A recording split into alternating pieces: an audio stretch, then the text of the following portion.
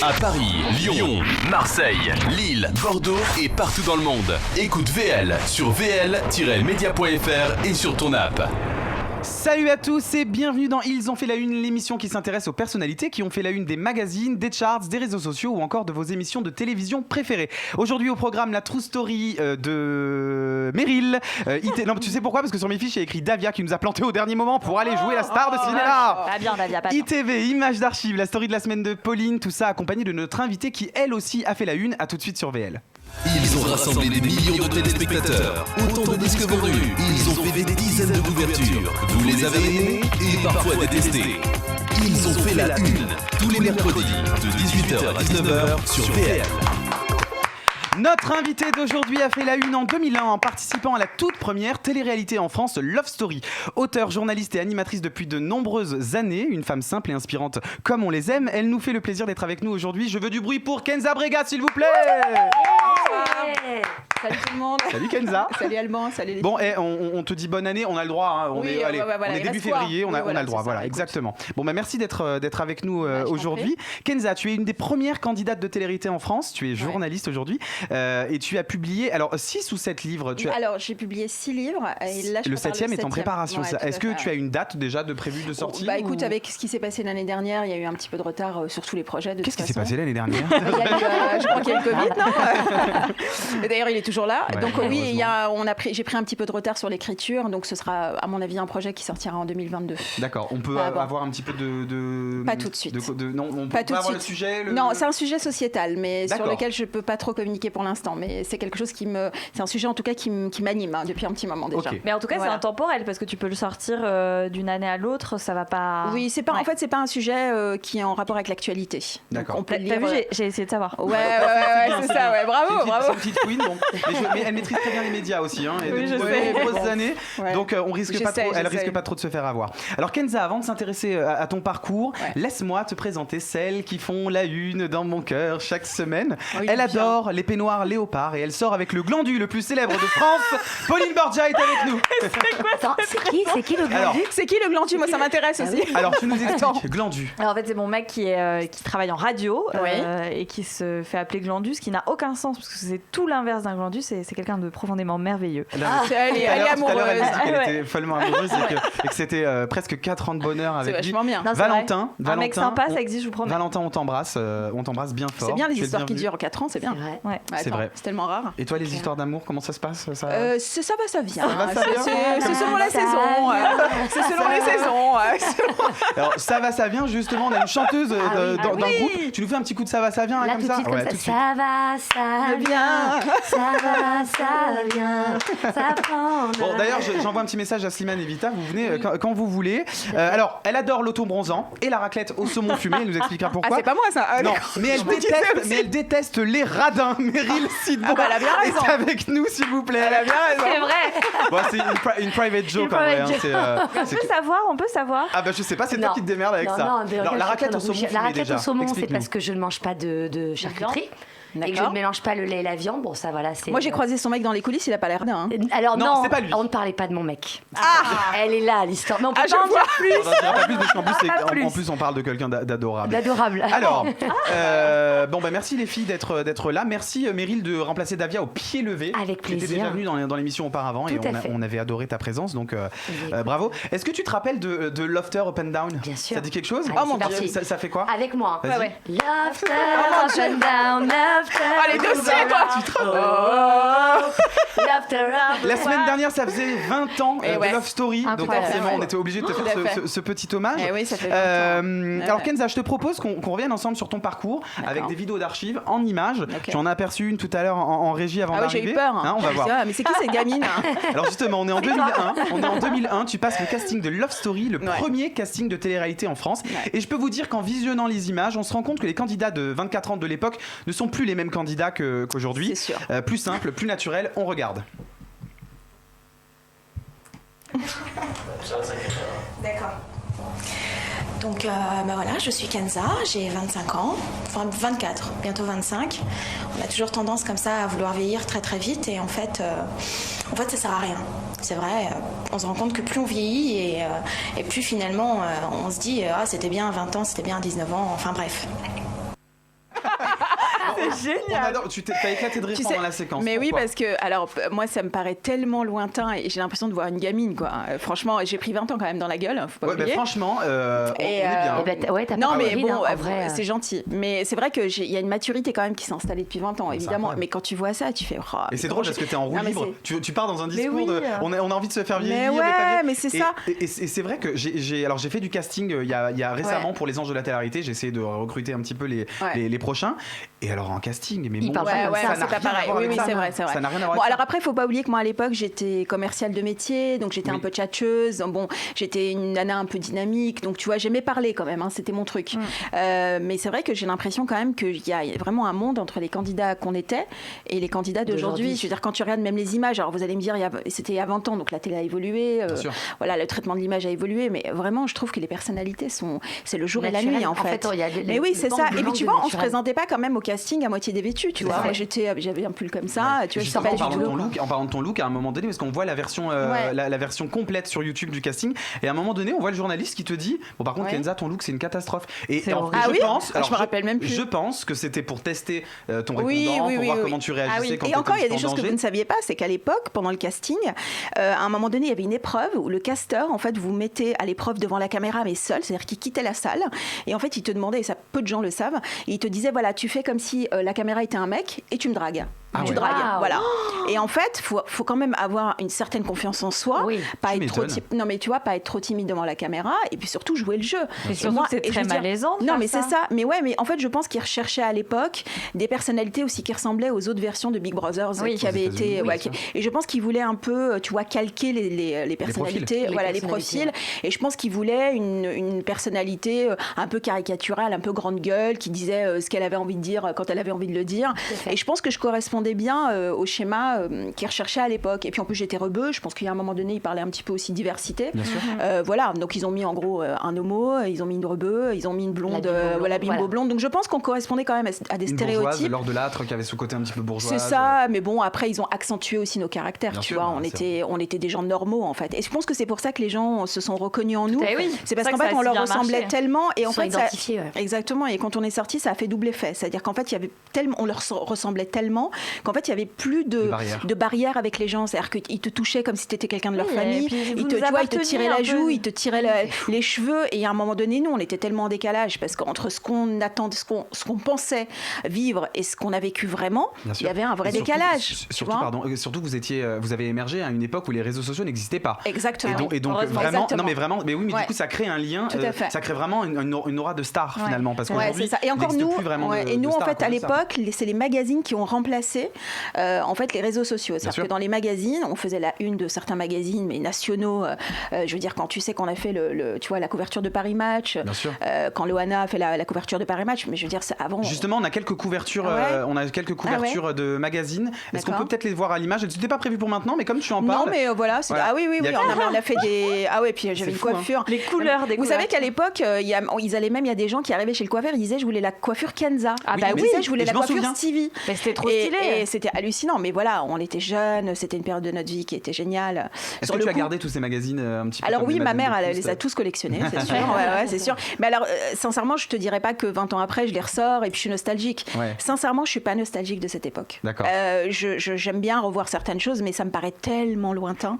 Il s'est passé tellement de choses après que franchement, pour moi, j'ai l'impression que c'est pas moi. Oui, c'est une autre vie, c'est un autre. Ouais, tu vois, on dirait que c'est la vie d'avant. Et tu vois, il y a eu la vie d'avant, la vie pendant et vraiment la vie d'après, quoi. Donc, comment on se retrouve dans un casting, surtout quand on est à l'ère où il n'y a pas de réseaux sociaux, où vous n'avez pas d'autres repères, parce que c'est la première télé-réalité. Ouais, mais c'est une bonne question parce qu'à l'époque, en fait, moi, comment j'ai connu le casting, c'est que j'ai découvert le casting sur une annonce qui était dans un magazine qui existait, qui s'appelait Casting Magazine. Oui. Et en fait, qui n'existe plus maintenant. Et en fait, à l'époque, ils mettaient sur la dernière page du magazine toutes les annonces de casting qui existaient sur la place de Paris ou en province ou en France. Et en fait, il y a une annonce qui moi, à l'époque, je t'envoyais en fait en fait, à l'époque, j'étais commerciale de métier pour gagner ma vie. Et à l'époque, j'étais aussi passionnée de radio. Donc, je faisais de la radio de façon bénévole. Et ça, il y a plein de gens qui disent, mais la radio, elle l'a fait juste après. Mais en fait, 5 ans avant, j'étais bénévole dans les radios. J'ai grandi avec Loving Fun, tu vois, les libres antennes. Et puis, à l'époque, j'avais envie aussi quand même de faire de la radio mon métier. Mais à l'époque, si t'es pas connu, si t'as pas machin. Et puis, j'ai répondu à cette annonce où c'était marqué, vous avez entre 18 et 45 ans. Vous avez envie de participer à une émission de télévision inédite. Mais il n'y a rien rien qui était marqué, comme quoi c'était le Loft, comme quoi c'était une émission qui ressemblait à, enfin qui était le Big Brother. Donc tu vois, on y allait vraiment de façon totalement spontanée. Moi, j'ai envoyé le truc, je me dis mais attends, et un peu à l'époque on était 80 000 candidats. C'est énorme. Donc de 80 000, on est passé à 13. C'est-à-dire que j'ai fait partie de... Et en fait, tu passais des étapes de casting éliminatoire. Et en fait, à chaque fois que je passais une étape, on m'appelait, la prod de la production en démol à l'époque m'appelait, me disait bon bah Kenza, c'est bon, t'as réussi la première étape, est-ce que tu veux faire la deuxième? Et crescendo, tu vois, je suis arrivée à la fin, jusqu'au moment où je me dis mais attends, moi j'ai mon travail, j'ai mon petit appart, tu vois, jamais j'arriverai au bout. Quand t'arrives près du but, tu te dis merde. Mais ouais, et là t'arrives exactement, et c'est exactement ça, c'est-à-dire qu'en fait quand t'arrives au but, en fait tu t'y attends tellement pas qu'en fait tu te fais une espèce de réunion familiale. Enfin, j'en avais même pas parlé à ma mère à l'époque, et ma mère elle savait que j'avais un boulot machin, mais elle savait que je faisais des castings à droite à gauche. Mais en fait le jour où Angela Laurent, qui était à l'époque la productrice d'Endemol, m'appelle et me dit bon écoute Kenza, voilà, il faut qu'on se rencontre, j'ai une grande annonce à t'annoncer, j'ai une grande nouvelle à t'annoncer, tu fais partie des 13 finalistes. Ouais d'accord, mais 13 finalistes de quoi? Exactement, parce qu'en fait mais oui, mais bien sûr que non, jusqu'au bout, mais bien sûr, mais c'est ça qui était en fait très vicieux. À quel moment ils vous parlent alors ils nous ont parlé du concept 3 semaines avant le premier prime que vous avez vu. Mais on en parlait déjà dans les médias d'une émission qui allait arriver, tout le monde criait. Mais le problème c'est qu'au début on comprenait pas trop de quoi il s'agissait. Mais ils mettaient pas de nom en fait. Et d'ailleurs en regardant le premier prime de Love Story, on remarque que Benjamin Castaldi, il est toujours en train d'expliquer le concept de l'émission en disant alors ils seront enfermés pendant tant de semaines, il y aura des caméras, concept qu'on n'a plus besoin d'expliquer aujourd'hui. Oui, mais avant les gens se disaient mais pourquoi, quel est l'intérêt? Alors moi je me souviens que ma mère, bon moi j'étais quand même vraiment jeune. T'étais minot toi à l'époque. C'est 2001, j'avais 11 ans. J'avais 11 ans et je me souviens que ma mère m'interdisait de regarder ce programme. La preuve, elle a fait son fils a fini dans les anges, mais on sait rien.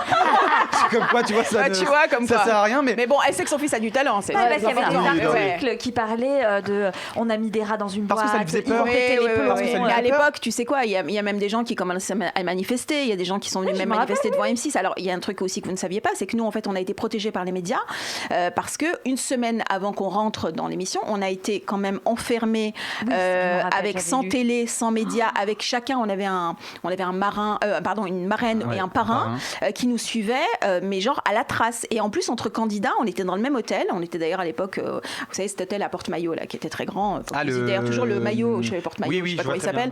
Et en fait on était chacun à un étage différent. Et on était chacun à un étage différent. Et en fait ils avaient tous des talkie-walkie en fait, les parrains et les marraines. Et dès qu'il y a un candidat qui voulait, je sais pas moi, aller pisser ou aller faire un tour, et ben il disait alors écoute, t'es avec Loana, écoute moi je suis avec Christophe ou je suis avec Kenza, ne sors pas. On a vécu ça sur les anges, c'était la même mécanique. Et en fait pendant une semaine, empêchait de vous voir. Parce qu'en fait ils ne voulaient pas. Mais oui, parce qu'en fait l'idée c'était qu'on se découvre tous sur le plateau et c'est ce qui s'est passé. Ils ont gardé cette mécanique pour les autres, pour les enfants notamment, etc. Mais à l'époque, pendant une semaine, sachant qu'en plus on a signé notre contrat au moment où on était en train de se faire maquiller pour le prime. Donc on n'a même pas eu le temps de le lire vraiment, le contrat. Mais bien sûr, mais en fait tout était calculé. Mais nous on était des gamins. C'est-à-dire qu'à l'époque on a été en fait chapeautés par une grosse production française, voire internationale maintenant, mais qui nous a, happés. C'est-à-dire que nos parents ont été pris en charge, nos factures ont été prises en charge, nos loyers ont été payés pendant qu'on était. Tu vois, en fait il y avait, en gros, vous n'avez pas de soucis, vous inquiétez pas. L'essentiel c'est que vous soyez avec nous et que vous soyez. Et vous vous donnez quoi. Voilà. Et en fait on se donnait, mais en fait pour nous on était des gamins. C'est comme si tu t'amusiez. En fait c'était Disney pour nous, tu vois. On y allait pour la première fois, on allait faire une émission de télé, mais alors sincèrement, nous par rapport aux candidats d'aujourd'hui, on ne savait vraiment pas où on allait mettre les pieds. Mais vraiment, c'était pas un truc. Vous avez été bichonné aussi d'une certaine manière parce que dans d'autres émissions comme Secret Story, comme ce qu'a fait Alban les Anges, il n'y avait pas ce côté on prend votre loyer en charge, vous inquiétez pas, on gère tout. Ouais, mais alors nous à l'époque quand même, on n'était même pas rémunérés, c'est-à-dire qu'on avait, ça veut dire qu'après, tu sais que il y a des candidats qui ont attaqué aussi les prods parce qu'ils ont considéré que c'était des salaires, que c'était un job. Et nous en fait, on a été vraiment un peu on a ouvert la porte à plein de débats, c'est-à-dire qu'à l'époque le CSA nous disait ils ont quand même le droit d'avoir au moins 1 heure dans la journée. Mais nous à l'époque on n'avait même pas tu vois, même pas 5 ou 10 minutes de repos, tu vois. Donc il y a eu plein de mécanismes comme ça qui ont été, tu vois, repris, voire un peu. Ce qui s'est passé avec Loana par exemple. Comment ? Ce qui s'est passé avec Loana au tout début quand il y a eu la piscine machin. Vous êtes rendu compte l'ampleur que ça allait prendre Sincèrement non, parce que nous on était dans le salon, on avait Loana et Jean-Edouard qui étaient dans la piscine, mais nous jamais on s'imaginait d'abord que ça allait être filmé. Mais surtout que nous quand eux ils étaient quand même conscients conscients qu'ils étaient filmés, mais pas pendant qu'il y avait l'acte. C'est ça, ils pensaient pas que ça allait être Oui, diffusé, voilà, qu'il allait y avoir un coupé, impact, bien sûr. évidemment. Sauf que ce qu'on a oublié, c'est qu'à l'époque, il y avait des chaînes 24 heures sur 24. C'est vrai. Et oui, et donc ça veut dire, en fait, ça a été quand même diffusé devant tout le monde. Ils étaient Et ravis. ça a fait Voilà. aussi le succès du programme en soi. Et Voilà, voilà. il y avait Bon, pas après, que ça, mais ça a c'est été- clair que reparler 20 ans après, on en 20 reparle. ans après, on reparle de Aloana de Alors la avant de piscine, continuer c'est compliqué. les petites vidéos d'archives, parce que j'ai peur qu'on donne trop C'est ce que d'éléments. j'allais dire. Ouais, je vais demander à Meryl, Ouais. du coup, elle a une D'accord. mission, c'est de faire Ouais. ta bio à trous, c'est-à-dire elle va faire des pauses sur certaines phrases. D'accord. Et Pauline, qui connaît un petit peu moins Kenza, tu vas devoir compléter les trous avec ce qui te passe par la tête. Attention, hein. Évidemment, Kenza, tu nous aides Ouais. si besoin, Ouais, puisque pas de tu es la souci. mieux placée à ce sujet. Est-ce que tu es Pas de prête, problème. Meryl? Moi, je suis prête. Pauline, t'es prête? Je suis dans l'angoisse la plus totale. Mais non, je vais Alors, t'aider, t'inquiète pas. C'est parti pour la true story de notre invité, Jingle. Alors.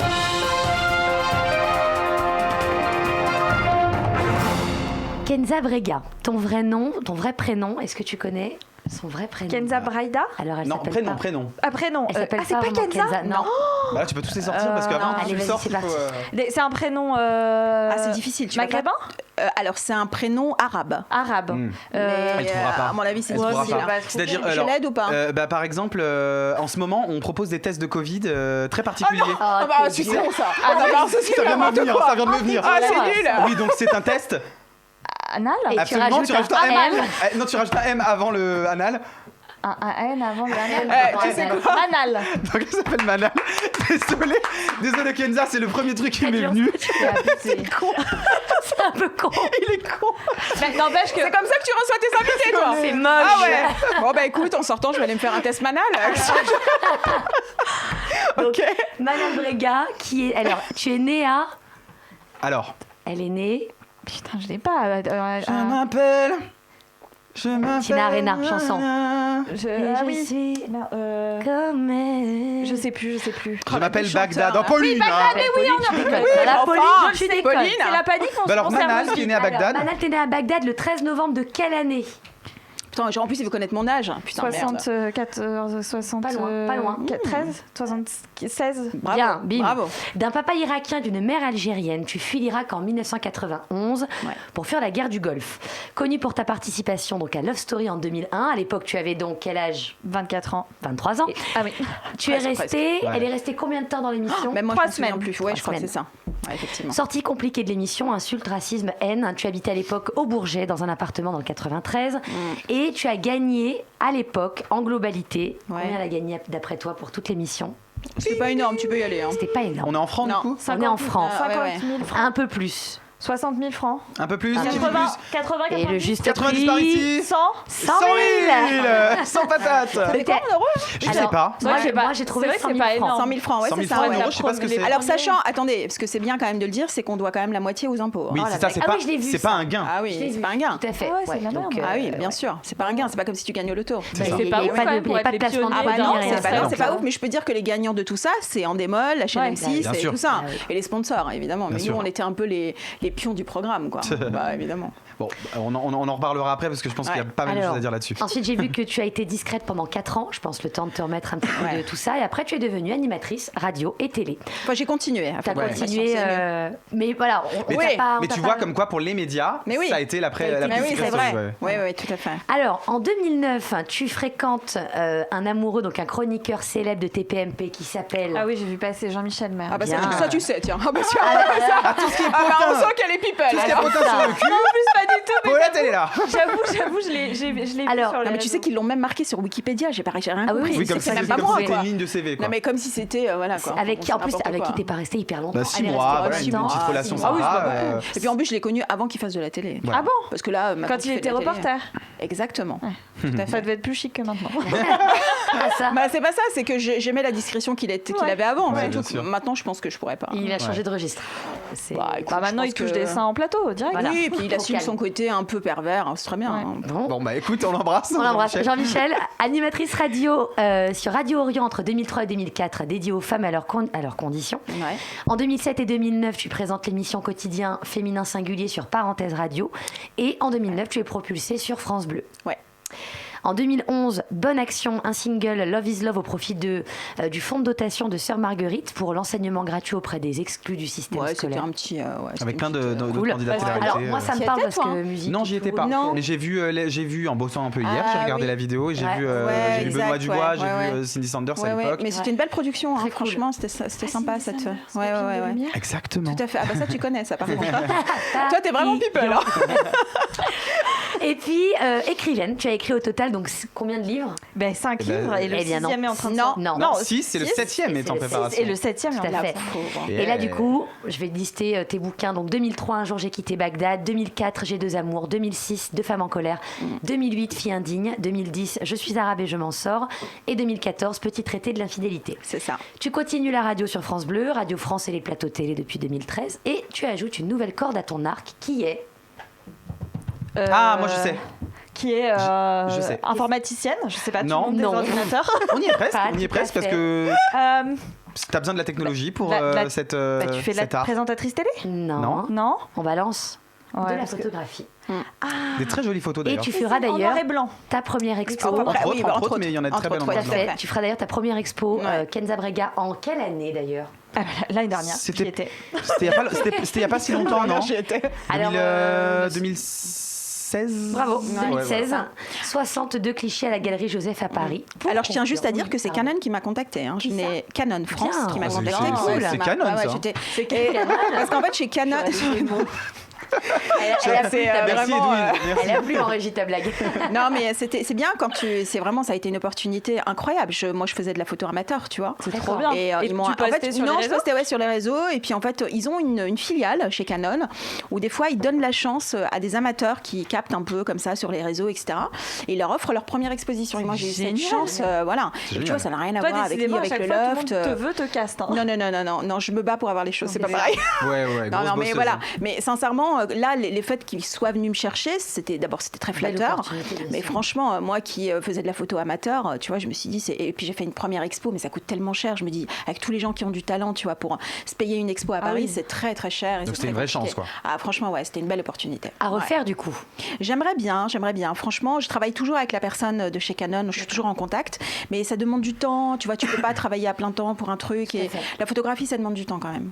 Voilà. Yes. Ah bah oui. Ouais. On termine, Meryl Je conclus, donc pour conclure cette true story, on peut dire que tu es tout terrain, touche à tout, et que tu as su rester dans le cœur des Français par d'autres moyens, avec engagement, conviction et belles actions. Bravo à toi. C'est gentil. Oh, c'est joli ça. Eh, bravo. Je j'ai t'avais- bossé, hein, je t'avais j'ai dit qu'on bossé, était hein. bienveillants C'est très dans cette gentil. émission. Merci Meryl. C'est très gentil. Alors on va continuer avec les vidéos d'archives. Oh, mon La Dieu. deuxième vidéo, C'est ma fête. Kenza, c'est la première fois où tu es confrontée au public de manière directe. Justement, Meryl en parlait juste avant, une Ah, sortie oui. mouvementée du loft Ah, oui, oui. après 3 semaines d'enfermement. Pardon. On regarde et on en parle juste après.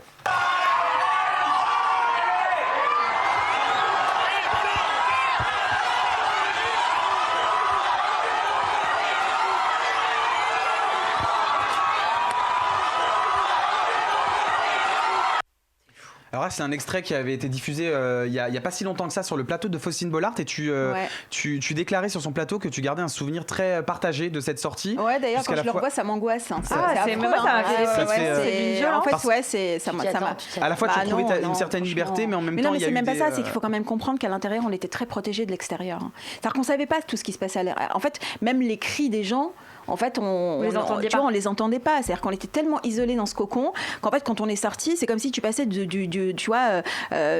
l'ombre à la lumière. C'est exactement bien ça. sûr. Et en fait, mais c'était tellement violent. D'abord parce qu'on a tellement suscité de la haine, de l'amour, mais un mélange de plein de sentiments, tu Ouais. vois. Et puis tu sais, quand tu regardes les gens à la télé, soit tu les aimes, soit tu les détestes. Tout à Mais fait. tu sais pas pourquoi tu les détestes en fait, alors que tu les connais Ouais. pas. Mais c'est juste parce qu'à un moment Oui, donné, ils m'ont vu peut-être me bagarrer avec quelqu'un, ils se sont dit oh là là, celle-là. Ou alors ils m'ont aimé parce que peut-être qu'à un moment donné, j'ai eu un geste. Ah machin. bah, un Mais- jugement en télé, il peut se faire en mais voilà, en une c'est-à-dire phrase, que le hein. jugement, exactement. Et puis en fait, la production, elle a aussi l'art et la manière avec le montage, les phrases un petit peu aussi assassines qui sont un peu, tu vois, je veux dire, tu connais toi ce que c'est que la prod et tu sais Ils ce que c'est que le étiquettent un peu, tournage, mais ils font ce mais qu'ils ils veulent, arrivent en fait. ils arrivent à monter une personnalité de façon positive, ils arrivent à te faire descendre en très peu de temps. Ouais. Donc en fait, si la prod a envie de te faire rayonner, ils te rayonnent. S'ils ont envie de t'assassiner, ils t'assassinent. Tu gardes quel souvenir Tu de vois cette sortie au moment Ah, où moi, tu je- sors ouais. Qu'est-ce que tu entends? Qu'est-ce que tu Ah bah, ressens? en fait, j'entends j'entends rien, j'entends du brouhaha, tu vois, j'entends du bruit, j'entends des cris, mais surtout je vois les trucs arriver sur ma gueule, tu vois.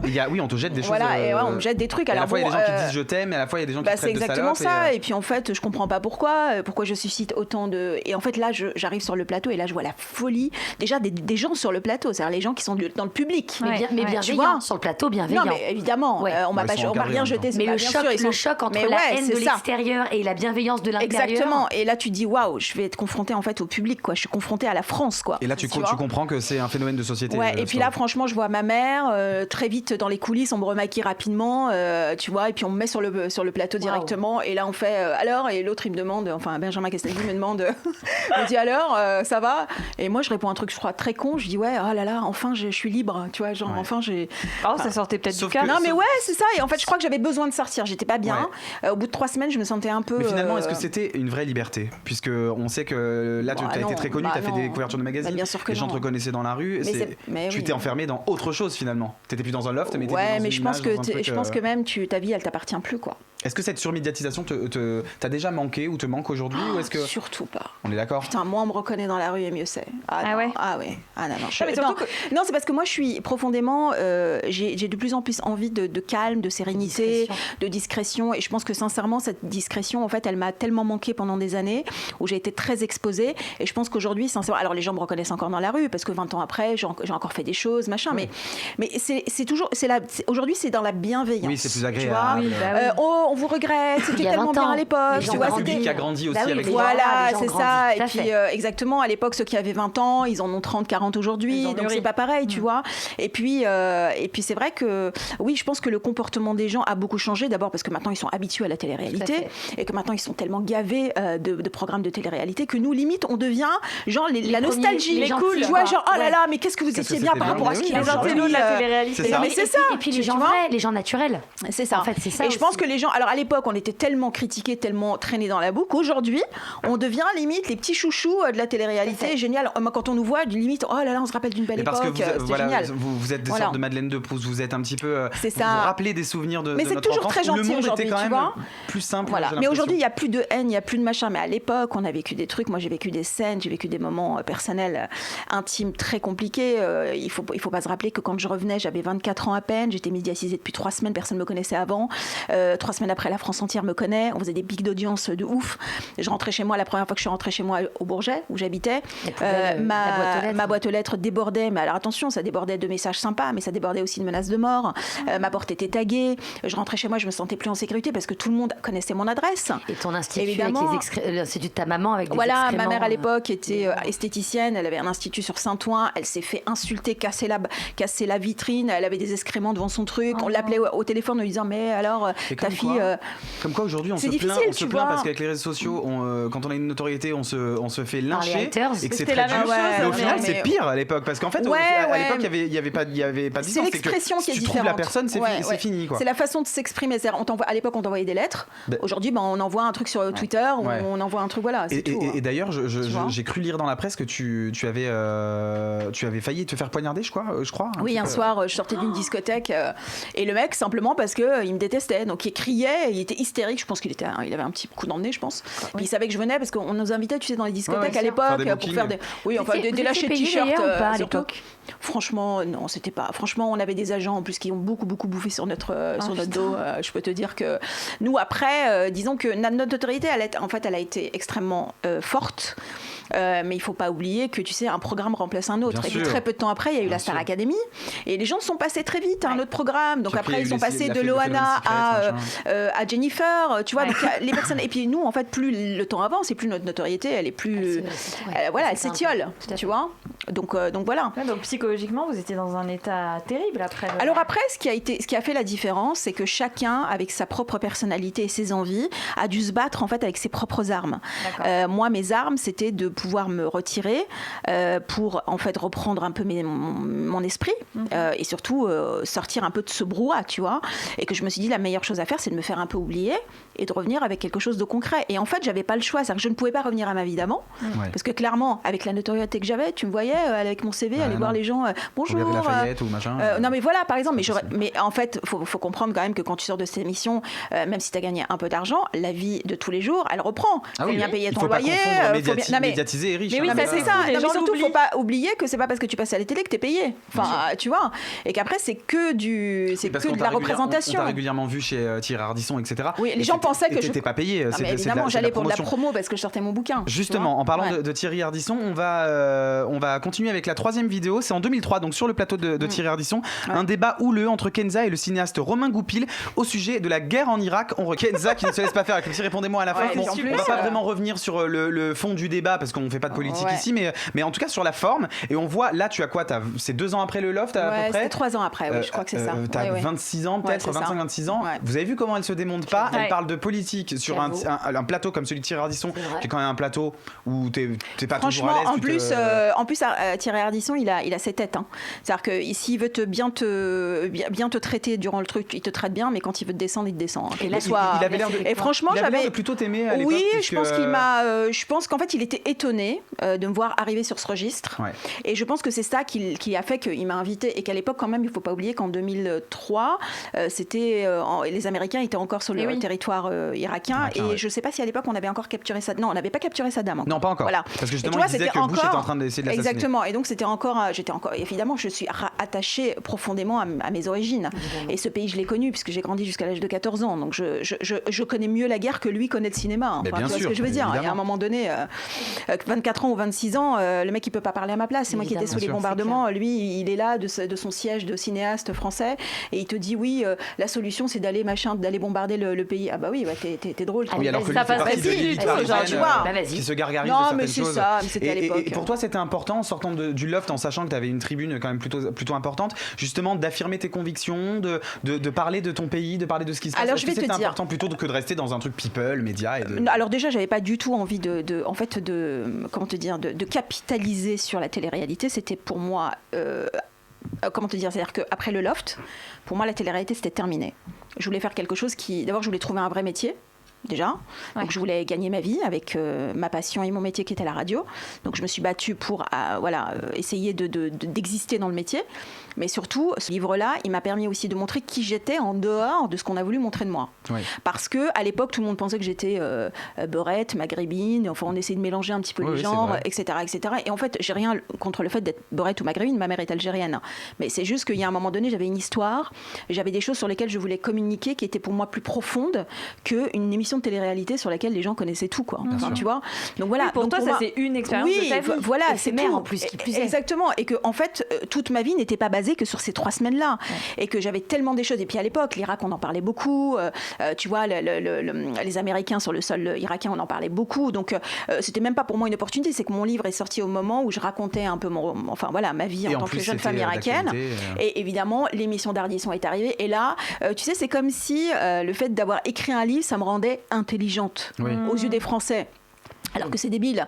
Il y a plein je connais de grands auteurs qui ont des nègres et qui n'écrivent pas eux-mêmes leurs bouquins. Enfin, tu vois, c'est toujours cette espèce d'intelligentsia parisienne où on te dit, mais attends, mais Kenza écrit un livre. Ah bah ouais, Coco, j'en ai écrit 6. Et en même temps, je les ai en plus pas écrits sur la télé-réalité. Donc ça veut dire qu'à un moment donné, les maisons d'édition. Pas surfer là-dessus. Non, mais ça veut dire que les maisons d'édition, s'ils m'ont signé, c'est qu'à un moment donné, ils m'ont pas signé parce que j'étais Kenza du Loft. Tu vois ce que je veux dire? Ils en ont rien à foutre. Si j'ai pour le contenu, quoi. Non, mais surtout 15 ans après. Mais on voit que tu as vraiment du répondant et que tu y vas, que tu es une femme de caractère. Et en regardant de nombreuses interventions de toi, je me suis demandé, est-ce que tu n'as jamais songé à la politique? Ah, c'est drôle que tu me dises ça. Mais tout le monde me dit qu'elle se présente au prochain. non, mais alors, c'est vrai, que je te dise, tu as un discours qui pourrait parler à des gens. Tu t'exprimes bien. En fait, tu veux que je te dise, je vais être sincère avec toi, j'aime pas les politicards. J'aime pas ce milieu. Donc t'aimes pas ce milieu J'aime pas ce milieu et puis je pense qu'il faut quand même être un minimum. Comment te dire? Je suis trop honnête. Je suis peut-être trop attachée à ta liberté et puis voilà, à ta tranquillité. c'est ça. Et que je vais dire un truc, vu comment ils traitent les femmes en politique, je vais te dire un truc. Ouais, je comprends. Moi, je pourrais pas fermer ma gueule. Ouais, t'as pas l'énergie mais moi, je suis au Sénat, mais il y en a un qui me parle mal, tu vois, je pourrais pas, parce qu'il y a des nanas, elles prennent sur elles. Tu vois, quand tu vois que les nanas se font traiter de gonzesses et traitées comme moins que rien, alors qu'elles ont le même poste, qu'elles sont parfois même plus brillantes. Tu vois, c'est très misogyne. Et moi, les milieux misogynes, je ne supporte pas. Déjà, dans le milieu des médias, c'est très misogyne.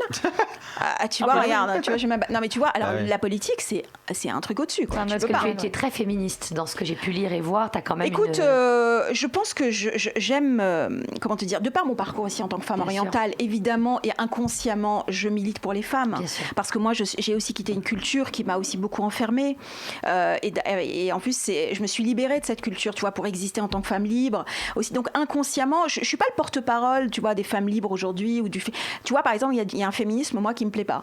J'aime pas le courant des femmes qui montent leur sein pour les femmes. Je trouve que c'est à côté du féminisme. Non, mais je veux dire, il y a des années, les femmes qui ont milité pour l'avortement n'avaient pas besoin de montrer leur sein, tu vois, pour militer pour de vraies causes pour les femmes.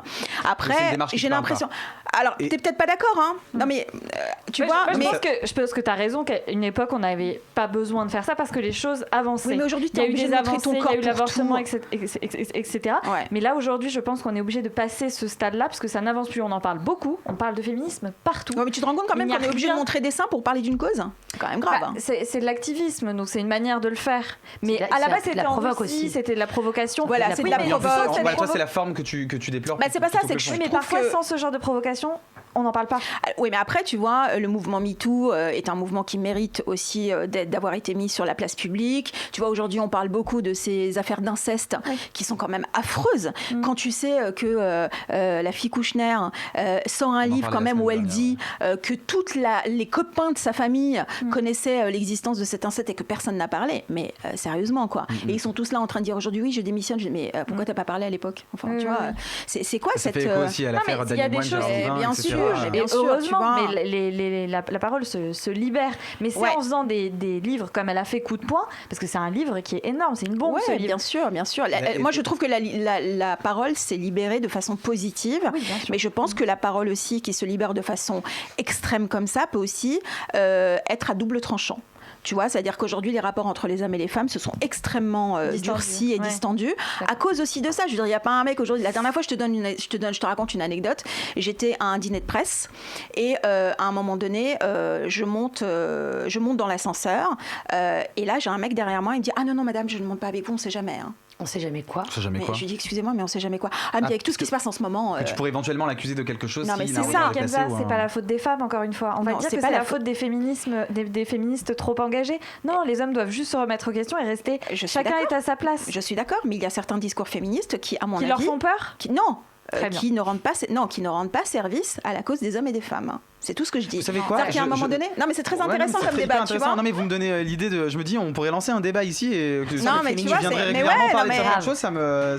Non, mais c'est ça, tu vois. Mais c'est intéressant parce que, regarde, on est deux femmes, de générations certes différentes, mais on n'a pas le même regard sur le... Pour moi, il y a des causes féministes qui méritent d'être... Moi, je te rejoins plus par rapport à ça. Moi, j'ai un ami à moi qui me dit, je n'ose même plus aborder une fille dans la rue. Mais bien sûr. Alors qu'avant, je pouvais draguer une jolie fille, dire, oh, mademoiselle, vous êtes charmante. Il me dit, aujourd'hui, je le fais. Je passe soit pour un pervers, soit elle va me mettre une baffe, soit elle va me traiter d'agresseur. Alors attention, hein, tu peux très bien dire à une femme qu'elle est charmante sans lui mettre la main au cul. Hein. Là, c'est là la différence. Sauf que justement, avec cette excessivité de féminisme, du coup, les hommes n'osent plus parce qu'ils sont tellement genre. Exactement. Moi, je suis d'accord et moi j'ai envie que. Bon, j'ai un mec, mais j'ai envie que les hommes me draguent quand même. Parce que non, mais elle fait passer le message. Valentin, chérie, moi je ne veux pas me faire draguer mon cœur. Valentin, attention. Non, mais lui, je pense qu'il aime être courtisé. Moi, je l'aime aussi. Oui, évidemment. Le fait est que c'est aux hommes de se remettre en question. Pour moi, de se poser la question de savoir pourquoi on en arrive là. À un moment, on a disjoncté. Enfin, beaucoup de femmes ont disjoncté. Non, mais c'est pas parce qu'il y a une centaine de pervers. Bah oui, non, mais attends, c'est pas parce qu'il y a une centaine de pervers. Toi-même, tu sais que. Non, mais c'est comme dans tout. T'as des cas. Tu sais, moi, je vais te dire un truc. Un homme qui a bien été élevé par. Alors non, mais je suis perdu. Tu sais quoi, je vais te dire.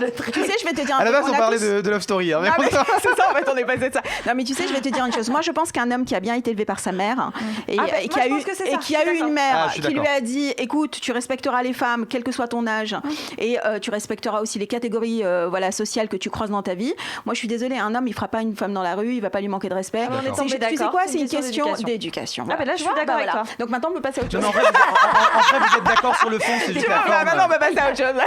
Merci les filles pour cette parenthèse incroyable. C'est important, c'est des sujets qui sont importants.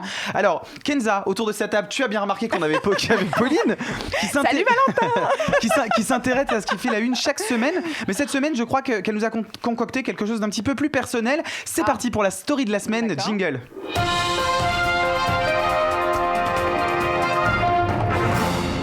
Alors, Pauline, je crois que tu as un petit coup de blues aujourd'hui. Oui. Qu'est-ce qui t'arrive, ma chérie? Est-ce que vous avez vu le film Un jour sans fin? Non. Ah non, Oui. moi j'ai pas vu. Moi. Alors bon, pour ceux qui l'ont pas vu, ça m'arrangerait que tu dises non. Non, Bah non. non mais non, pas du tout. Bah non. Non, c'est un film des années 90 avec Bill Murray dans lequel il joue un journaliste qui part faire un reportage dans un trou perdu aux États-Unis. Et comme il ne peut pas rentrer chez lui par cause d'intempéries, il passe une nuit sur place. Et quand il se réveille, qu'est-ce qui se passe? Il constate que tout se produit exactement comme la veille et réalise qu'il est condamné à revivre indéfiniment C'est affreux ça. Mais la quelle même horreur. journée. Eh bien, sachez que moi, j'ai l'impression de jouer dedans, dans ce merveilleux film, depuis quelques mois, puisque je suis en manque de fêtes, de spectacles, de rapports humains et de perspectives de vacances. Tant de choses me manquent. Même faire la queue 1 heure dans le froid pour rentrer dans une boîte de nuit, dont je dirais du mal après, me manque. Même le mec trop saoul qui me renverse son verre sur mon fut, j'ai envie de lui dire mais vas-y, renverse ton alcool sur mon seul pantalon de marque, salis-moi Michel. Même les toilettes sales où je dois me contorsionner pour pas me retrouver les fesses dans le pipi de 10 inconnus, ça me manque. Ces toilettes où tu es obligé de tendre ton pied sur la porte puisqu'il n'y a plus de verrou depuis longtemps, vrai, ça me manque. Je veux qu'on me parle trop près du visage à cause de la musique trop forte dans un bar et qu'on me postillonne dessus Alban. Je rêve de me faire mal parler par un serveur au resto, d'attendre mon plat Milan et qu'il arrive froid. Si ça se trouve, il a même craché dedans parce qu'il n'aime pas ma tête. Mais oui, mélangeons nos miasmes. Nos miasmes, j'adore. J'ai envie d'aller à un concert et de ne rien voir du concert parce que je suis trop petite. J'ai envie de sentir les aisselles suintantes de mon voisin qui lève les bras tout le concert parce qu'il le filme. Avant, je comprenais pas du tout qu'on fasse ça. Maintenant, je me dis que ce gars, lui, il a des souvenirs dans son téléphone de ces moments-là. C'est vrai. Le mec trop grand au ciné qui s'assoit juste devant moi, eh bien, je l'adore. Je ne verrai plus que le haut de l'écran, eh bien, c'est mieux que de ne pas voir d'écran. Je bénis le mec qui retire ses chaussures pendant le film. Ce petit fumet que tu reçois pendant une scène d'amour me manque terriblement. Elle est dégueu cette Je veux avoir... Elle est au bout. On peut plus. Je suis au bout du rouleau. Je veux avoir le siège qui se déplie en fin de rang au théâtre et me lever toutes les 4 secondes parce qu'un vieux monsieur veut aller faire pipi. Même dormir dans une tente qui s'enfonce dans la boue pendant le festival des vieilles charrues ressemble au paradis maintenant pour moi. Je veux être à découvert à la fin du mois parce que je suis trop sortie. Je répondrai même à ma banquière cette fois-ci. Je ne serai plus lâche comme avant. Je lui dirai juste que je ne suis pas Pauline et qu'elle a changé de numéro. Même faire la bise à Alban quand il a de la barbe qui pique, qu'il a fumé une clope et qu'il a mis trop d'aftershave me manque, c'est pour dire les gars. C'est vrai. Vous avez compris. On ne s'est même jamais fait de bise. De bise. Puisqu'on s'est rencontrés pendant le Covid, donc on ne s'est jamais fait de bise. À la bonne heure. J'ai vraiment hâte de t'embrasser quand même. Trop chelou ce moment. Vous avez compris, je veux retrouver le monde d'avant. Je pense tout le temps à vous très fort, vous les serveurs, les restaurateurs, les patrons de boîtes de nuit, les patrons de bars. Le monde de la nuit en général meurt, le monde de la culture meurt aussi. Alors, ce que je peux vous dire, c'est que lorsque vous allez réouvrir, je vais vous consommer à fond et je vous promets de ne plus jamais râler. Enfin, sauf si la queue de la boîte de nuit est vraiment trop longue. Faut pas déconner quand même. Bravo Pauline. Putain, c'est vrai, hein, mais toute cette énumération de trucs. Fou. Alors avant on râlait, maintenant on les veut. Et ben quoi. je pense qu'on aura. Bon, les mauvaises habitudes vont vite reprendre le dessus, mais c'est vrai. C'est vrai. C'est vrai qu'on On va râler quand le gars renverse son mais tu verre. vois, s'en c'est foutra Paris, un peu. ça, c'est la France. C'est vrai. Tu vois. C'est Paris. Mais tu sais que tu sais que tu m'as fait renaître des petits trucs en moi, des petits souvenirs. Tu sais, les pieds qui collent en boîte de nuit. C'est vrai que finalement c'était sympa. C'était bien, quoi. en fait. Hein. Le Bon pipi, merci Pauline en tout Bah, cas. de rien. Kenza. On va revenir à toi. Mon petit doigt me dit que tu prépares le lancement de ta chaîne YouTube prévue pour cet été. Est-ce que tu peux éventuellement ça fait nous en parler c'est sympa, on est bien chez vous. Sans transition. Parce que je dis mon petit doigt, donc je sais qu'il a les infos. C'est pour ça. Oui, alors parle-nous-en si tu as des Alors infos à nous donner, écoute, je suis en train de réfléchir à lancer une chaîne YouTube alors qui portera pas forcément mon nom, genre Kenza machin. Ouais, Kenza du Loft. Ouais, voilà. 20 ans après. Non, ce serait glauque. Hein. Ouais, non, mais j'ai plus envie de créer une chaîne pour donner la parole à des gens qui font avancer l'humanité. Je trouve qu'il y a des gens à qui on donne pas la parole. Alors j'ai envie de faire une version. Turner, ce genre de. Par exemple. Je pense que Pauline hyper premier degré, mais de qu'est-ce qu'il En tout cas, je pense que vous avez gardé un bon souvenir de son passage. À chaque fois, on la mentionne une fois au moins parce que bon. Ouais, c'est vrai. C'est notre marraine. Donc voilà, je suis en train de réfléchir justement au format, et au contenu. Mais je pense que c'est plus une chaîne dans laquelle j'ai envie de mettre en avant des gens qui qu'on n'entend pas et qui ont des choses à dire, et c'est intéressant de le faire. D'accord. Voilà. Et du coup, ce serait des témoignages que tu irais chercher toi-même. Oui, alors je pense que des enquêtes. Exactement. Je crois que ce sera des capsules, un peu comme ce que fait Combini, mais version un peu plus questions-réponses. D'accord. Donc des choses un petit peu plus faciles à consommer, assez rapides et brutes. Je pense que vraiment c'est l'avenir. Ça, les gens ont besoin de consommer des trucs ouais, rapides. YouTube, c'est l'avenir. L'info qui va vite. Et puis les gens en général sont feignants. Donc dès qu'il y a plus de 2 minutes sur une vidéo, en général, il faut les capter les 30 premières secondes. Sinon c'est mort. Et aujourd'hui, si on te proposait d'animer une émission sur une émission de télévision, par exemple, sur une grande chaîne nationale, est-ce qu'il y en a une en particulier que tu aimerais animer, une émission déjà existante? Ah, c'est une bonne question. Moi, j'adorerais animer un talk. Ouais. Mais c'est vrai que les talks aujourd'hui... À l'image de qui de quel programme? Franchement, je crois que mon fantasme absolu en talk, c'est d'être Thierry Ardisson au féminin, quoi. Donc recevoir à la fois des anonymes comme des célébrités. Ça tirait hyper bien. Ouais, j'adorerais faire ça parce que je trouve que j'aime bien creuser un petit peu ce qu'il y a dans la personne qui est en face de moi. Et puis, tu vois, cette émission, quand même si elle a été très critiquée, elle avait quand même cet avantage de mettre en avant des personnes qu'on ne voyait pas ailleurs. L'émission de Thierry Ardisson. Exactement. Et je trouve qu'un magazine comme ça, ou en tout cas un moment comme ça, tu vois, en prime, ça manque à la télé. Je suis d'accord, c'est quand même lui un des premiers à faire parler. Mais oui, c'était un vrai espace de transgression. Ouais, bien sûr. Et puis il a un style, il a une façon de poser des questions qui ne ressemble à personne d'autre. Tu vois, et je pense qu'en fait, il a réussi à adapter sa personnalité et pour mettre en valeur d'autres personnes en face de lui. En fait, il n'y en a pas un qui est, tu vois, plus fort que l'autre. Il fait partie de ces gens qui t'inspirent professionnellement. Ouais, j'aime bien. Alors après, humainement, je le connais pas, je sais pas quel genre d'homme c'est, mais oui, mais il y a des gens comme ça qui donnent la parole à des gens et qui font bousculer un peu les choses. J'aime bien, un truc un peu sans langue de bois. Ouais, alors attends, Ruquier, il est un peu, oui, bon. Alors, mais on va en parler juste après. D'accord. Justement, est-ce que dans les animatrices, ceci dit, il y a des filles qui t'inspirent ou des gens avec qui tu aimerais bosser? Tu peux y aller, hein. Tout le monde nous regarde. Tu peux regarder la caméra, y aller. Non. Christina, je t'adore. Je veux faire l'amour avec toi. Mais après, chacune a son style, tu vois. Non, mais j'ai croisé dans mes 20 ans dans les médias, j'ai croisé une nana que j'aime bien qui est Evelyne Thomas. Ah oui. Ouais, j'aime bien Evelyne, j'aime bien ce côté.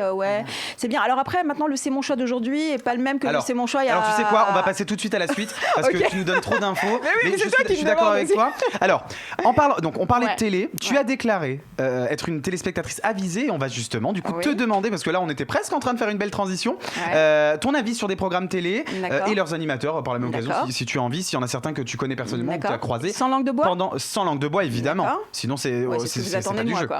Et on va voir si tu zappes ou si tu mates et tu vas nous dire pourquoi. Est-ce que tu es prête? D'accord, oui, je suis prête. Alors tu vas voir le nom de la chronique, tu vas adorer. C'est parti pour le Kenzapping jingle. Entre le anal, manal et... On a compris, j'adore les jeux de mots. Hein.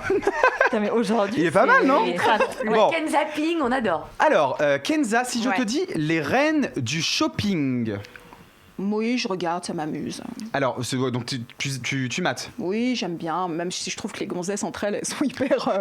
c'est la réalité, tu vois, mais bon, c'est là, voilà. Non, j'aime bien le programme. Est-ce que tu es d'accord avec ce genre de critique qu'il y a à l'égard de Christina Cordula ou des programmes qu'elle fait en général, où on parle de grossophobie Ah oui, tu parles de l'émission en ce moment, ça s'appelle Renaissance. Notamment, mais il y a aussi sur les reines du shopping, ça a pas mal parlé, mais c'est Opération Renaissance qui a fait... Non, alors après, c'est vrai que l'émission Renaissance, moi j'ai beaucoup aimé. J'ai pas compris en fait tout le débat, tu vois, oui, je sais que t'es pas d'accord. Justement, c'est pas grave. Elle est pas anodine ma question, puisque Pauline en parle dans sa podcast et je voulais... Si tu permets, je veux bien te donner mon avis si tu veux l'entendre. Moi, le seul truc, c'est que c'est vrai, j'ai pas trouvé l'intérêt de mettre les nanas à poil devant un miroir. Je vois pas ce que ça change. De toute façon, elles ont déjà un regard dégueulasse sur elles-mêmes. Hein. Tu vois ce que je veux dire? Donc, je vois pas pourquoi tu les confronterais encore une fois à des choses affreuses. Et je pense que les voir pleurer, les voir machin, voilà. Je pense que c'est vraiment ça, c'est un peu putassier pour moi, d'accord? Et je pense que ça n'avait aucun intérêt pour le programme. Alors après, suivre des parcours de gens qui ne sont pas bien dans leur peau, parce qu'il y a d'un côté les gens qui sont obèses et qui te disent, moi je suis en bonne santé, je suis bien dans ma peau, j'arrive à m'habiller comme je veux, il y a aucun problème et j'ai pas de souci pour trouver l'amour, pour faire l'amour, pour m'habiller. Et puis d'un autre côté, c'est une réalité, il y a des gens qui sont obèses et qui souffrent et qui ne peuvent pas ni rentrer dans les vêtements où ils veulent, qui sont pas épanouis, qui n'arrivent pas à marcher normalement. Parce qu'il faut pas oublier que l'obésité morbide, c'est une maladie. Exactement. Alors après, c'est pas parce qu'il y a une obésité morbide et que certaines veulent changer qu'il faut faire changer toutes les obèses. Oui, et surtout, tu vois ce que je veux dire ? Et surtout ne pas dire que l'opération bariatrique n'est pas la seule solution, c'est une solution. Voilà. Après, je suis un peu, je suis un peu moyennement convaincue de l'accompagnement. Je pense qu'ils ont un peu accéléré les choses et que c'est pas un vrai accompagnement, mais ils ont mis 3 ans apparemment à tourner cette émission. Oui, bon, après, on peut pas savoir ce qui se passe en coulisses, mais moi, j'ai pas détesté cette émission. Pauline, tu veux nous dire 2 mots sur cette émission ou Non, mais en fait, t'as un peu tout dit. Ouais, j'ai pas détesté cette un peu émission. tout dit parce que t'as dit les points forts, les points faibles. C'est ça. Le point fort, moi, j'ai un ami qui a fait cette opération-là, ça a changé sa vie.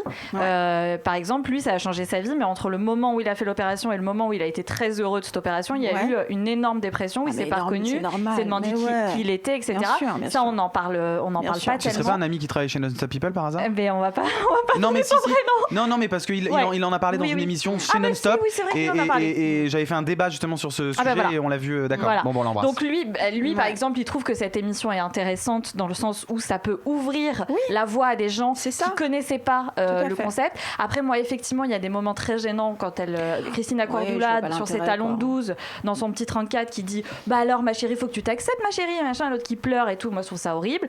Et quand, par exemple, les femmes racontent à Karine Le Marchand des trucs monstrueux qui leur sont arrivés dans leur vie, à la limite du viol, etc. Là, j'ai vu un truc. Et qu'elle lui dit « Ah bon, et tu l'as pas dit, non ? Et ben ça, tu l'as pas dit. » Ouais, bon, c'est un peu enfant. C'est vrai qu'ils ont un peu infantilisé dans le programme. Laissons un psychologue à la limite qui passe très bien à l'écran, qui veut faire de la télé, le faire, poser les bonnes questions au bon moment. Voilà, après, je pense que ça aurait peut-être plus mérité un reportage plutôt qu'une espèce d'émission, tu vois, de diversité. Tu sais quoi, on est hyper d'accord. On est d'accord sur le fond, mais pas sur la forme. Non, mais tu vois, une émission de divertissement, je suis pas sûre que ça aurait mérité une émission de divertissement, mais peut-être un reportage où vraiment il y a de vrais avis médicaux avec des psychologues. Voilà, c'est tout. Mais après, bon, ça reste de la télé. Bon, bah alors, les reines du shopping, on zappe, c'est quand même plus léger que Opération Renaissance. Secret Story, qui est un peu le petit frère de ton programme. Oui, j'ai regardé. Moi, j'aime bien, j'aime beaucoup Christophe. J'aime beaucoup Christophe. Qui a un pote et qui a relevé avec brio ce challenge quand même. Parce que j'aime beaucoup ce garçon parce que, en fait, malgré la médiatisation, il est toujours resté très simple et très accessible. Et je pense que c'est profondément un garçon bien. Il n'est pas, tu vois, il n'est pas aveuglé. Alors, il est sur des primes très importants, machin, mais je pense qu'il n'est pas aveuglé humainement par tout ce tralala. Tu vois, et puis il mène une petite vie tranquille. Oui, c'est ça. Voilà. Avec son petit Valentin et son mari. Alors, clairement, oui, j'ai regardé, mais j'ai pas regardé toutes les saisons, quoi. Après, il y a des personnalités qui sont sorties plus que d'autres, comme toutes les émissions, mais non, je zappe pas. Ok. Confessions intimes.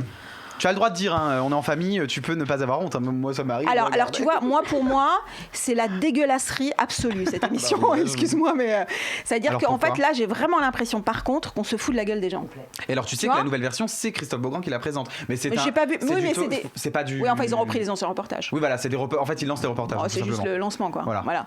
Mais eux, par contre, ils vont vraiment chercher dans la France profonde, en Belgique, tu vois, des familles un peu caricaturales, qui eux le vivent très bien. Mais dès que tu mets dès que tu mets un truc dessus, la lumière dessus, bah, ça paraît tellement. Enfin, tu vois des couples, tu te dis mais c'est pas possible, quoi. Vous zappez ou vous matez, vous les. Non, moi je zappe. Moi, je partageais à une époque, j'avoue, j'ai regardé sociologiquement, je me suis dit, il se passe un truc. Mais on regarde peut-être parce qu'on est un peu voyeur sur les bords. Tu sais que c'est terrible parce qu'il y a une curiosité, bien sûr. On a tous de la curiosité malsaine. Il y a une embrouille dans la rue, on est là. Non, et puis tu sais quoi, et puis quand tu regardes, tu dis ah bah finalement ma vie elle est normale, quoi. Moi, ce genre d'émission me rassure. À côté, ah ouais, mais dis-donc, heureusement que mon couple il est pas comme ça. Et moi, à chaque fois, je me dis, et je le dis souvent à mon mec, quand on voit des reportages, des trucs comme ça, je me dis mais putain, il y a la télé qui vient. Pourquoi ils te foutent le ketchup sur la table avec la bouteille d'orangina, machin. Enfin, dans un moment, fait des efforts. Non, et puis c'est toujours des maisons qui ont encore du lambris sur les murs. Je te mets des chandeliers. Non, mais c'est ça. C'est parce que c'est aussi une histoire de chaîne sur laquelle c'est diffusé. Parce que vous voyez, c'était MC là. Non, Striptease qui est sur Arte. Ça n'a rien à voir. Bah, excuse-moi, mais le fond c'est le même. Alors le fond c'est le même. Le mec qui construit une soucoupe volante dans son jardin, tout le monde se fout de sa gueule. Mais au moins il n'y a pas de voix off. Au moins il n'y a pas de voix off. Le montage n'est pas le même. Mais bien sûr. Tu sais pourquoi ? Parce que c'est du pur produit en fait. C'est incroyable quand même. Mais là, franchement. Et Striptease, je crois que il y a des épisodes maintenant sur Prime Video ou sur. Enfin, ils ont mis toutes les saisons et tout. Et c'est vrai que c'était bien. C'est un peu l'ancêtre de Confessions intimes. Tu te dis mais c'est pas possible. C'est des comédiens. Alors on va passer du Coca Light. Aujourd'hui, il est en forme aujourd'hui. Mais en fait, excuse-moi, il y a quoi dans ton mug ? Alors il y a la même boisson qu'à Phil Turner. Ah, des glaçons dans ton thé. Des glaçons dans mon thé. Du thé glacé. Secret d'histoire avec Stéphane Bern. Oh, je regarde pas, je zappe. Ça me saoule. Donc tu zappes. Ah ouais, voilà. non. Mais bon, tu comprends qu'il y ait ce genre de programme et de public. Ouais, bon, on est après, c'est France Télévisions. Hein. Ah bah t'aimes pas prendre télévision? Non, j'aime bien, mais c'est un programme qui ne peut exister que sur France Télévisions. Enfin, tu vois, non mais oui, c'est vrai, mais moi je trouve tu le que verrais France sur Télévisions M6, toi non, bah non. Bah voilà, tu le verrais sur TF1. Mais moi j'aime bien Stéphane Bern, moi j'aime bien son non, mais il est sympa. Il y a que lui qui peut faire ça. Mais moi je préférais quand il faisait les rois, les reines. Mais en fait, lui c'est un mec moderne mais qui vit toujours dans une autre époque. Tu vois, c'est vraiment c'est très bizarre. On a l'impression que lui, il a connu tous les châteaux de France. Limite, il a vécu. Limite, il a. Je t'avoue, je regarde pas l'émission. J'aime bien ce mec. On n'est pas couché. Est-ce que tu zappes ou est-ce que tu mates justement? Alors, j'aimais bien les anciennes versions. J'aime pas du tout les nouvelles. Nolo et Zemmour.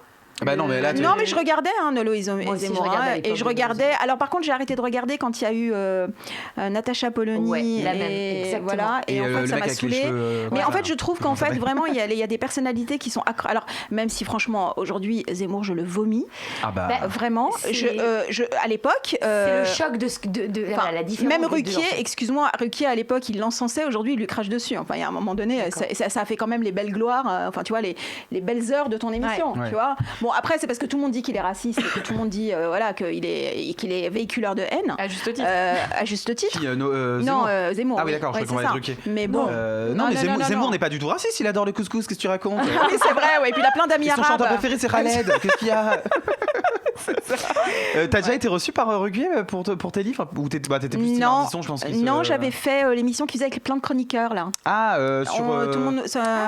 On a tout essayé. On a tout essayé. Avec Christine Bravo. Ouais, elle était sympa cette émission. Oui, elle était sympa, ouais. J'avais été reçue à l'époque pour mon livre avec Olivia Catan qu'on avait coécrit. Oui, justement, qui est une femme juive. Tout à fait, de confession juive, qui est française, ouais. Ouais, et d'ailleurs, ça m'a donné beaucoup envie de le lire, le bouquin, quand j'ai regardé les éléments promo et tout en faisant l'émission. On va passer du coq à light encore. Les anges de la télé-réalité. Bon, tu as le droit de dire ce que tu penses. Non, mais moi, j'ai aucun. Alors, tu sais quoi, je vais te dire un truc. Autant aujourd'hui, tu sais qu'ils m'ont contacté il y a 3-4 ans pour être guest. Ouais. Non.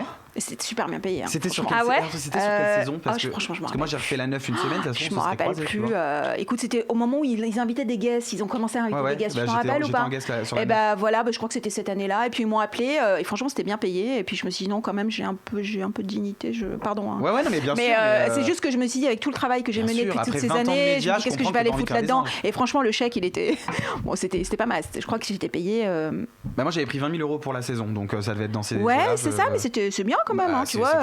Qui gagne 20 000 € en un seul coup? C'est clair. Tu vois. Oui, et puis tu vas combien de temps? Ouais, mais tu vois. C'est 2 mois et demi de tournage. T'avais peur, et bon, sachant que tu gagnes beaucoup plus d'argent. Mais oui, parce que je peux pas construire tout ce que j'ai construit ces dernières années, sortir des livres sérieux et puis tu vois, même ça vaut pas 20 000 €. C'est pas cohérent. Et puis il y a certains médias qui risquent de fermer leurs portes. Franchement, ça vaut pas 20 000 €. Et puis même, j'avais pas ma place. Les mecs étaient trop. Enfin, même les candidats, j'avais l'impression d'être la vieille du programme. J'ai pas envie. Puis Loana l'a fait, je crois. La saison où j'étais là. Excuse-moi. Mais elle a été ridicule. C'est pas ça. C'est que tu te demandais pourquoi elle était là. Déjà, elle était malade. Elle prenait un peu comme la vieille oui, du c'est ça. Bon, ils l'ont tous adorée parce qu'elle est gentille. Je pense que c'est profondément une fille très gentille. Il y avait un décalage générationnel entre les jeunes 20 ans et Loana qui. Mais la grande différence, c'est que Loana, elle a capitalisé là-dessus depuis toutes ces années. C'est vrai. Voilà, elle avait. T'es resté en contact avec elle? Pas du tout. On a essayé avec les autres candidats parce qu'en fait, ce qui se passe, c'est qu'aujourd'hui, avec la majorité des candidats, on a un WhatsApp dans lequel on communique encore, même 20 ans après. Et parce qu'on nous propose des choses des fois, et puis on en discute entre nous. Alors, vous êtes d'accord, pas d'accord? Ouais. Et avec certains, on est resté. Alors, par contre, les deux. Alors, Loana nous a rejoint il y a pas longtemps, mais Loana, en fait, elle part, elle revient. On sait pas. Une vie un peu distordue aussi, etc. Mais après, il y a des candidats avec lesquels on reste en contact. Christophe et Julie, ils ont eu des enfants, ils sont très heureux. C'est vrai que eux, c'est ouf, ils sont. C'est quand même le premier couple de la télé-réalité. C'est le seul et l'unique. Tu te rends compte quand même 20 ans après. Mais qui dure 20 ans après. Ils sont très heureux. Tu auras remarqué que j'ai choisi une photo très flatteuse de Nabila. Est-ce que tu reconnais un petit peu en Nabila, qui est un peu l'héritière finalement de Loana, clairement? Est-ce que tu reconnais un petit peu de cette Loana que tu as connue, même si elles ont quand même des personnalités différentes? Vous êtes obligé de me poser cette question-là, sérieux? Non, mais parce que là, je vais pas mâcher mes mots. Non, mais tu peux. Alors, je la connais personnellement, j'ai vécu avec elle, donc j'ai un avis. Moi, j'ai besoin aussi de l'avis de ces personnalités qui ont fait le début de la télé-réalité. Et toi, tu as connu la première star de télé-réalité, tu as vécu avec Loana. Moi, j'ai vécu avec la deuxième star de télé-réalité. Alors déjà, je vais être sincère et je vais être juste. d'accord, je pense que la Nabila du début n'est plus la même Nabila qu'aujourd'hui. Déjà. Oui, bon, ça on est d'accord. Bon, je pense qu'il y a eu de la maturité qui est passée entre-temps. Je pense qu'elle a eu un agent aussi qui l'a très bien conseillée. Et je pense que c'est une sacrée femme d'affaires. Et je pense qu'elle est aujourd'hui très bien entourée. Et elle mène un business de fou. Elle gagne très bien sa vie. Et c'est pour ça qu'elle est à Dubaï. D'accord, pour payer le moins d'impôts possible. Bien sûr. Faut quand même le dire.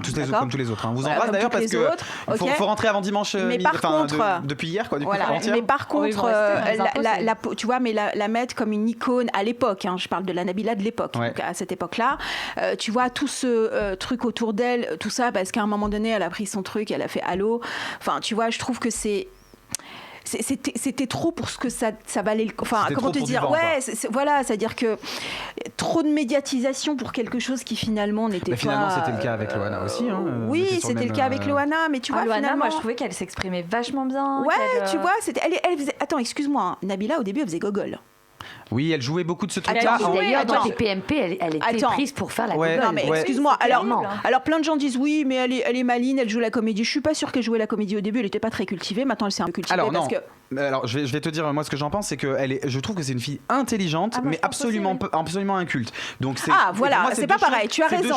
Tu as raison. L'intelligence n'a rien à voir avec le nombre de livres que tu as. Non, mais je suis d'accord. Quelqu'un d'intelligent, d'une hypersensible, ça n'a rien à voir. Non, mais je pense qu'en nous, il y avait une simplicité de dialogue et de rapport avec la télévision que les candidats d'aujourd'hui n'ont pas. C'est-à-dire qu'aujourd'hui, ils sont en show-off, ils sont en représentation. Nous, à l'époque, on s'en foutait, on voyait la caméra bouger dans la journée, mais on s'en foutait, on n'était pas là en train de faire « Ah ouais, salut », tu vois. Aujourd'hui, la caméra, elle se tourne vers les candidats aujourd'hui, ils font tout pour se faire remarquer, ils font tout. Tu vois, à l'époque, nous, la caméra, on la voyait, on l'entendait bouger, mais en fait, on se focalisait pas dessus. Voilà, c'est ça. Et nous, à l'époque, on oubliait la caméra. Aujourd'hui, les caméras, ils la cherchent. Tu vois, il y a une vraie différence. Vous, les caméras, elles étaient planquées. Non, on les voyait. Nous, on les voyait. Non, on les voyait. Nous, à l'intérieur, on avait des caméras qui bougeaient, tu sais, selon notre mouvement. Ah oui, mais vous n'avez pas de caméraman. Non, ils étaient derrière les murs. Voilà, parce que nous, on avait des caméramans. Mais oui.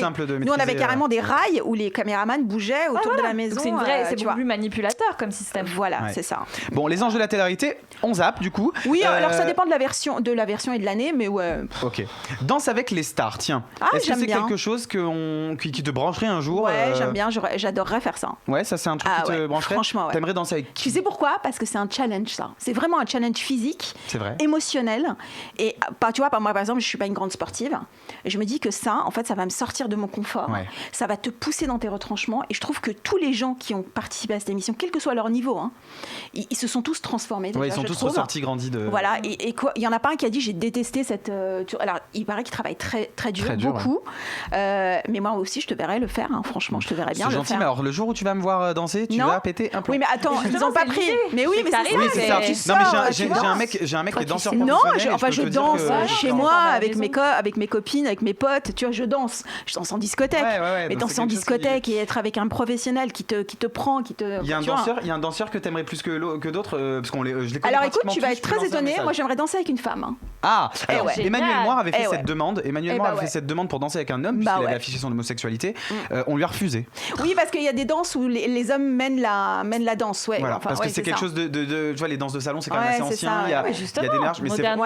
Ils l'ont fait dans d'autres pays. Les danseurs, ils sont magnifiques, quoi. Les danseurs, ils sont tous incroyables. D'accord, avec une femme. C'est pourquoi pas. Je sais pas, ça serait original déjà. Ah non, rien à voir avec. Ah non, aucun des deux. Je sais pas. Ah non, je suis profondément hétéro. Elle disait qu'elle sortait avec Jean-Michel Maire tout à l'heure. Ouais, c'est ça. Alors moi, ma mère, elle a eu 4 enfants. Alors, profondément hétéro pendant que Jean-Michel. Alors, Danse avec les stars, ok, on mate et pourquoi pas on participe, et je pense que tu serais une très très bonne recrue. Touche pas à mon poste.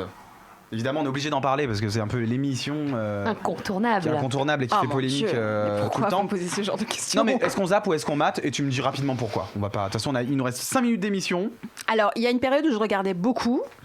Et aujourd'hui, je zappe parce que je trouve que ce programme devient insupportable. Parce que toi, tu aimais la période où ça parlait de médias, je suppose. Exactement, t'as tout compris. En fait, j'aimais bien quand il y avait autour de la table des gens qui étaient légitimes pour le faire. D'accord, aujourd'hui, je trouve que même si on met des personnalités qui sont peut-être pas légitimes mais qui ont des choses à dire sur la télé, c'est bien. Mais aujourd'hui, je veux dire, quand tu regardes autour de la table, tu penses à qui Non, mais j'ai pas envie de donner de nom, mais tu vois, il y a des gens qui ont plus leur place que d'autres. Morini Bosque, elle a sa place. Bien sûr, parce qu'on est journaliste depuis des années. Journaliste depuis des années. Clairement, on pense à une Kelly Vedovelli qui était dans. Par exemple, je veux dire, Jean-Michel Maire, quel que soit le passif de journaliste qu'il a eu, il était journaliste de guerre déjà, donc ça n'a rien à voir. Ouais. Il n'a pas sa place là-dedans. Enfin, il y a plein de gens comme ça où tu te dis, en fait, j'ai l'impression que c'est plus une émission de potes, entre potes, plutôt qu'à destination du public. Tu vois, et j'ai de plus en plus le sentiment que ça fait la fête entre eux, ça se vanne entre eux. Et en fait, derrière, ils oublient presque. Ouais, tu vois, ils en oublient presque le public. Alors qu'à l'époque, tu vois. Ça fait un moment, non ? Oui, ça fait un petit moment. Oui, ça fait un petit moment qu'ils oublient. Oui, ça fait bien 2-3 ans. Oui, ça fait bien 2-3 ans. Et est-ce que s'ils reviennent un petit peu à l'identité première du programme, est-ce que c'est un programme qui te brancherait en tant que spécialiste média, en tant que chroniqueuse? Alors à l'époque, quand il y avait des gens autour de la table, tu sais, à l'époque où il y avait, comment ça s'appelle, la jeune femme oui, exactement. J'aimais bien cette période-là parce qu'il se passait des choses, il y avait des personnalités intéressantes. Là, à cette période-là, j'aurais adoré être chroniqueuse. Aujourd'hui, même pas en rêve. D'accord. Ah non. Ok, alors on zappe. C'est mon choix. On parlait d'Evelyne Thomas, donc j'aime bien. Je suppose que tu n'aimes pas la nouvelle version. C'est ça, de C'est mon choix, tu aimes moins la nouvelle version? C'est pas ça, c'est que je trouve que en fait, elle vieillit mal cette émission, c'est très dommage. Ouais. Alors qu'elle a tout son potentiel, hein, tu vois. Je trouve que ça devient plus caricatural qu'une émission de témoignage. Hein. Tu vois, à l'époque, il y avait des vrais témoignages dans cette émission. et je trouve que même Evelyne, elle est adorable. Hein. Je la connais dans la vraie vie. On a failli même bosser ensemble. Je l'ai connue d'ailleurs à l'époque quand elle était avec le monsieur de sa discute de la rue, exactement. Elle était avec lui et c'est lui qui la produisait. Ouais, bien sûr. Tu vois. Et en fait, je l'ai connue à cette période-là. Et c'était une star. Hein, à l'époque, Evelyne Thomas. Vous vous souvenez qu'Evelyne Thomas, à l'époque, c'était notre Marianne quand même. C'était sa tête qui était sur les timbres poste. Tout à fait. Donc c'est incroyable. Et alors après, elle a eu un passage un peu difficile où elle s'est éloignée des médias, elle a essayé de faire des choses. Et c'est à ce moment-là où je l'ai rencontrée. Mais c'est une fille, je pense, qui a profondément un vrai cœur. Vraiment, c'est une fille super. Mais je pense qu'aujourd'hui, je pense que ce programme est rattaché à elle parce que c'est elle qui le représente. Je vois pas quelqu'un d'autre. Non, en fait, c'est même pas elle le problème. C'est le temps est passé, quoi. Oui, et surtout maintenant, on a des Faustine Bollard qui font très bien leur travail et qui ont des émissions beaucoup plus profondes. Et que limite, l'émission de Bollard, elle est tellement puissante que ça, limite, c'est un peu has-been. Oui, c'est ça. Et puis on survole tous les sujets. Il y a une lassitude, ça y est. Non, et puis ça n'a rien à voir, franchement, avec Evelyne. Je pense qu'elle représente bien le programme parce que c'est elle qui doit faire que ce programme. Mais je sais pas, je trouve que ça vieillit mal. D'ailleurs, je rappelle que vous pouvez retrouver Evelyne Thomas une fois par jour, à 12h45, je crois, ou 12h30 sur Non-Stop People, puisqu'elle reçoit des invités dont j'ai fait partie. J'ai eu la chance de faire partie. Mais voilà, mais tu vas bien ça en toute intimité, voilà. Et on a fait une interview d'une demi-heure et ça c'est hyper cool. Et c'est vrai que c'est parce que le témoignage c'est son truc en fait, tu vois, c'est vraiment. Ah oui, elle est faite pour faire parler les anonymes. Et puis humainement, elle est vraiment attachée au public, tu vois. Elle a un côté vraiment. J'aime mon public, elle est sincère. Je pense que je la sens sincère en tout cas. On est d'accord. Alors on mate Evelyne Thomas, un peu moins la nouvelle version de C'est mon choix, mais en tout cas on l'aime beaucoup. Et pour finir, mon émission préférée, le journal du hard. Je regarde pas, j'ai pas Canal. J'adore qu'elle dit pas je regarde pas, j'ai pas Canal. Non mais c'est vrai. Elle dit pas je regarde pas, c'est pas mon truc. Elle dit je regarde pas parce que j'ai pas Canal. Et ben sincèrement, je présente une émission sur la sexualité sur une radio qui s'appelle Radio Médecine Douce. Oui, non mais alors là on est sur du hard, c'est-à-dire qu'elle dit aujourd'hui. Écoute, franchement, nous allons. Bon, je sais que ça va passer dans votre zapping, mais ça m'arrive de temps en temps de regarder un film de cul. J'ai pas de problème avec ça. Ça on aime cette sincérité. Il m'est même arrivé de regarder un film de cul pas avec Valentin, mais avec moi. Mais avec mes compagnons tu vois. Oui, bah finalement c'est sain de se le dire. Je vois pas pourquoi. En fait, ça peut être quelque chose de. Mais parce que les hommes qui le disent, ça passe, mais nickel. Les femmes qui le disent, d'un coup, mais tu sais que des fois ça fascine même ton propre mec, hein. Ah bah oui. Ouais. Et là il te dit mais tu regardes quoi exactement? Mais quelle catégorie tu regardes exactement? Non mais là tu vas. Non mais parce que moi j'ai toujours l'impression, enfin moi ça me dévalorise vachement. Ah bon? Les films de cul. Bah je me dis ah ça te dévalorise, tu as l'impression de pas être aussi. Pas aussi longtemps. Non mais attends, faut pas te comparer. C'est pas comme ça qu'il faut le voir. Non mais l'idée c'est de regarder pour s'émoustiller, c'est pas pour faire pareil. Mais moi je préfère les films érotiques qui vont être plus. Ah oui, deuxième partie de soirée quoi. Sur M6 le dimanche soir. C'est plus ce qu'on fait nous. Pas cela. Et toi avec Romain comment ça se passe? Non, on regarde pas des films de cul, non. C'est vrai. Et tu le prendrais mal si tu savais qu'il en regardait?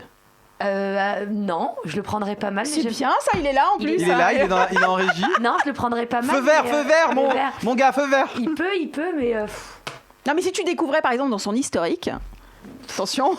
Qu'il avait regarde- des trucs de... Ouais. Bah, je lui poserai la question de pourquoi il manque quelque chose, tout va bien. Mais ça n'a rien à voir. Alors moi, ça n'a rien à voir. Ah, ouais. tu vois, voilà, les gens confondent. C'est comme les gens qui te disent oui, mais pourquoi dans un couple on utilise des sextoys Tu sais, il y a plein de mecs qui disent Oui, mais pourquoi je te Moi je suis suis pas, là. bien sûr. Oui, mais moi ouais, je suis là. Mais en fait, ça n'a rien à voir. Ça participe à ta sexualité. S'il regarde Tu vois autre chose, c'est que finalement, ce qu'il a dans son champ de vision ne lui Non, ça veut rien dire. Ça veut rien dire. Non, Tu ça veut parles de rien tes dire. fantasmes, toi, Vraiment, avec ça ton veut mec rien ou dire. pas Avec lui, oui, tout. Et ben voilà, donc il faut parler de ses fantasmes. Ouais, je suis d'accord. simplement. Alors, le journal du hard, on mate. Si on a j'avais Canal+. Canal, je regarderais. Ouais.